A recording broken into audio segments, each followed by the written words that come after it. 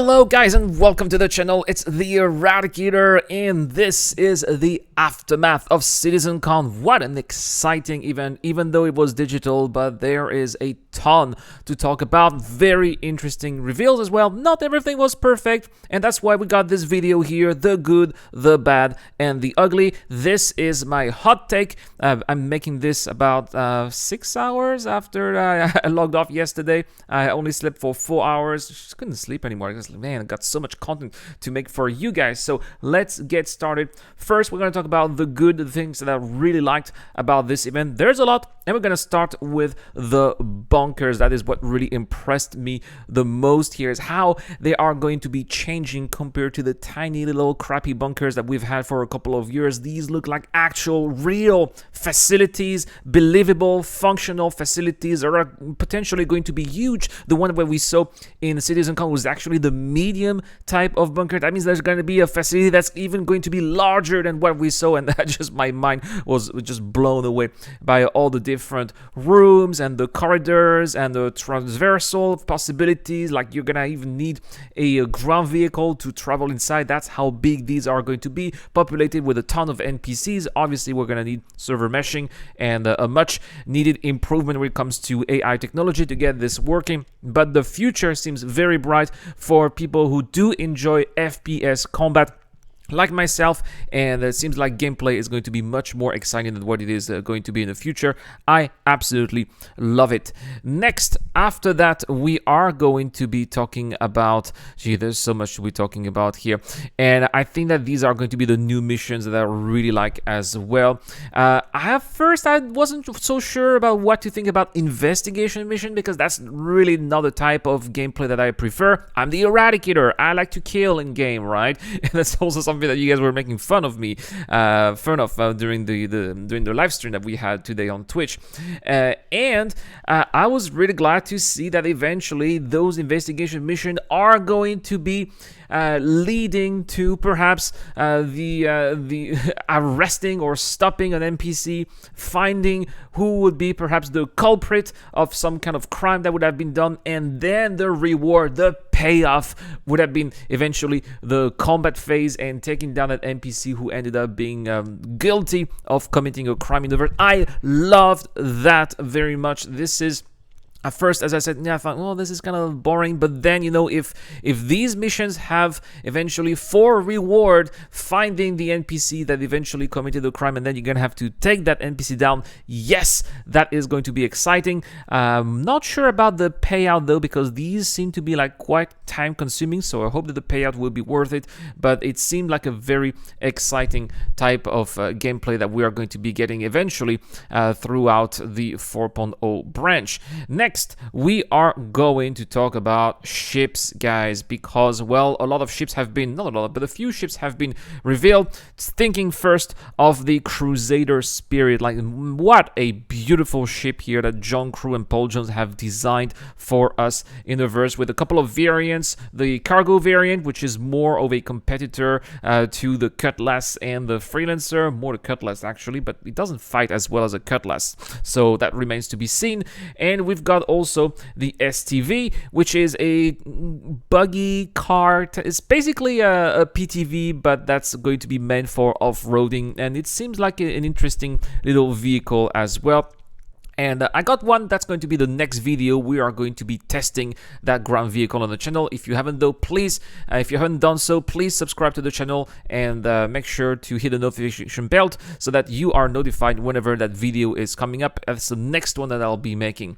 Next, we'll talk about Pyro, and oh boy, those planets look so amazing and alien compared to anything that we have in the Stanton system. I was deeply impressed with Pyro 1 and the whole blue environment all over the place. It looks so much different and scarier, but also awe-inspiring at the same time. It's a really lovely balance here that the devs have done for that planet, and congratulations to them. I love the different types of biomes that they have created, the different color schemes that we have. They all seem unique in their own way, but all belonging to the same group group at the same time. Very wonderfully done here. I love the ridges and the geological structures that were made also for some of the planets and moons that we're gonna get in the Pyro system. I believe that the racers out there will be very happy with the future possibilities that are going to present to them. So yeah, really good job here for the Pyro system. There's something that I'm not really happy about the Pyro system also, but we'll talk about that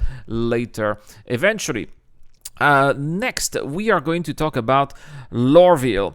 And I also think that it is quite an improvement. Every time the Montreal team is doing something for the verse, it is knocking it out of the park. And that was really their first major test when it comes to creating content for Star Citizen. Sure, they've done the hospitals and some of the derelict outposts that we're getting to see more and more, but that is really the first landing zone that they are working on, and it looks really darn impressive. I am so happy that the no-fly zone is gone. They have learned from their previous experiences with New Babbage and in Horizon that players can actually fly everywhere without making a mess and creating explosions and grieving everything. Players can be responsible. Not everybody, of course, but overall, the experience has been positive, especially with New Babbage, and that is what they're going to be recreating here with Larville. It's also going to be bringing possibilities for racing and just landing at different pads on top or at the base of some of the new buildings that are going to be coming up at Larville as well. Next, I want to talk about the host and the people who just came here. Chris, Jared, especially Jared, knocking it out of the park. A very good presentation, good transitions. You can tell that this was really well prepared, and that's also something that I wanted to give a shout out to. That was awesome. I was really happy to see Squadron 42 as well. We got to see some planets and tiny little bits of gameplay and some of the new functionalities and features that are going to be coming along with Squadron 42. It was a pleasant surprise because usually Squadron 42 seems to be behind a veil. They never talk about it. They want to keep it a surprise, and I think that they did a good job at presenting the work that they've done with Squadron 42 while at the same time preserving the plot and some of the awe-inspiring moments that we're gonna get when this single-player game is going to be coming along. And last but not least, I also liked the transparency. For example, that what we are seeing here is not for 4.0, but it's going to be spread throughout the 4.x branch, that the AI has been completely redone. Most of the transparency elements here were done with the segment from Chris, because, it's Chris. Chris can say whatever he wants, right? So I was kind of surprised to see that they redone all of the AI, but at the same time, it's not the first time that they redo completely a part of the game or a feature or a key component. In this case, yeah, AI is quite major, right, for both Squadron 42 and Star Citizen, but they've had so many different iterations, and let's be honest, AI has not been very working very well so far, so it's not much of a surprise that they decided to go that route. Now, let's talk about the bad here. A couple of things that I wish could have been better, right? And the first one is life all over Pyro. That is really weird, right? That we get to see all those planets. I thought that Pyro was supposed to be the star with huge flares that destroy everything in their path. So why is there vegetation on pretty much every single planets and moons in the Pyro system? For me, it doesn't make any sense. I wish that we could have seen more barren worlds over there. I mean, I get it. They want to let go their creativity and make these worlds feel more alive, but I think that it was a little bit too much, in my opinion. I was a little bit sad to see that there were no more remnants of the old R-Corp assets with the refactor of Larville. Sure, as I said, Larville looks amazing, but I wish that we could have seen a little bit of nods to the old buildings that we had in Larville. Not necessarily the same ones, but recreations or reinterpretations of the old buildings that originally came out from that old 2017 Citizencon demo, I believe, where we had this R-Corp presentation and Chris was flying an Aurora from R-Corp to Larville. And we haven't, all of these buildings are gone, and I kind of feel that it's a little bit sad, in my opinion. I also think that some of the panels did not have enough footage. For example, the investigation mission, they did say they didn't have that much to show, but come on, it's Citizencon. You can make a little bit of an extra effort. I'm just nitpicking here, but that's the way I feel, right? Same with the FPS footage that we had for Squadron 42. I wish that they had more FPS. It feels like we're stuck at 15 frames per second. I get it, it's work in progress. It's their internal build. They haven't done optimization, but yeah, it looked great, but at the same time, it kind of felt a little bit awkward that it didn't seem a little bit more fluid than what it was, right?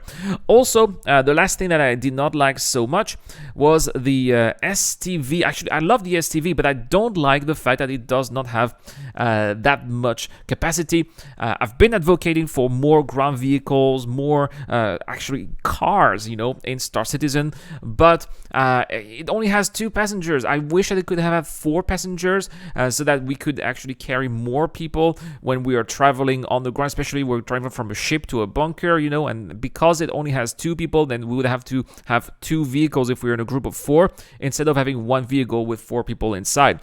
I wish it could have carried 1 more box as well, because some of the delivery missions tell us to deliver 3 boxes from underground bunkers, but we can only carry 2. So I hope that we'll be able to put one extra box with the tractor beam on the passenger seat, but it's not very practical, right?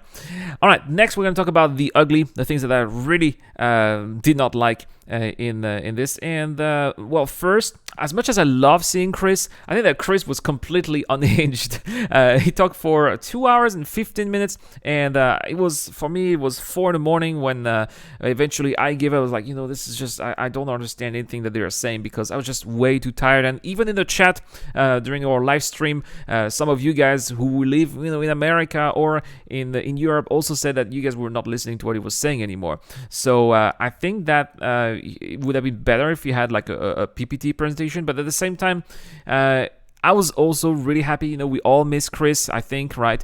It's always a pleasure to see Chris talking about this game passionately. So that was a very good point, but at the same time, it felt like he was all over the place, and I just wish that it was a little bit more organized. Maybe Jared was a little bit shy, perhaps, to tell him, Chris, maybe you could be straight to the point, but at the same time, that's not how you talk to your boss, right? So I get it.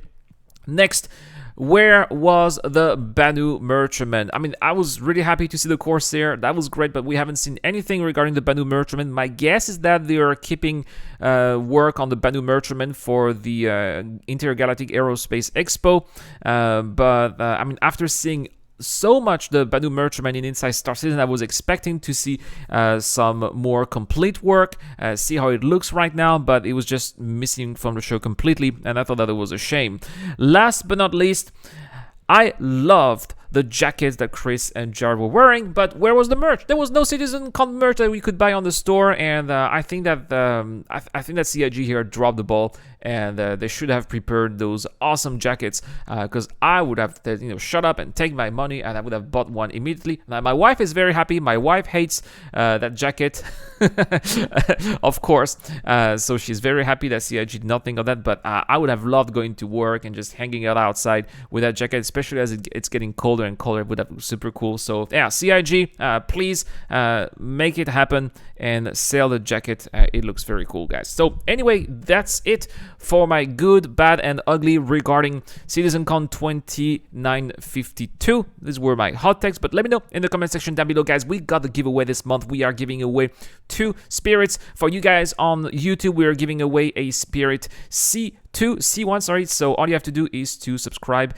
and answer the question I'm asking right now. What were your favorite parts of Citizencon? Things that you didn't like the least? What would be your good, bad, and ugly? Let me know in the comment section down below. Also, please feel free to join our Discord channel as well. We got a lovely community over there. Lots of you guys actually were hanging out with me during Citizencon. I really appreciate that, guys. And so we got a giveaway on Discord as well. It is an A1, a Spirit A1, the bomber version. All you have to do is to join our Discord and share videos in a video sharing contest that will be starting very soon. We'll have, I think the next video that I'll be making will be a target video. So please free to join us over there, or you can also become a Patreon or a YouTube Join member.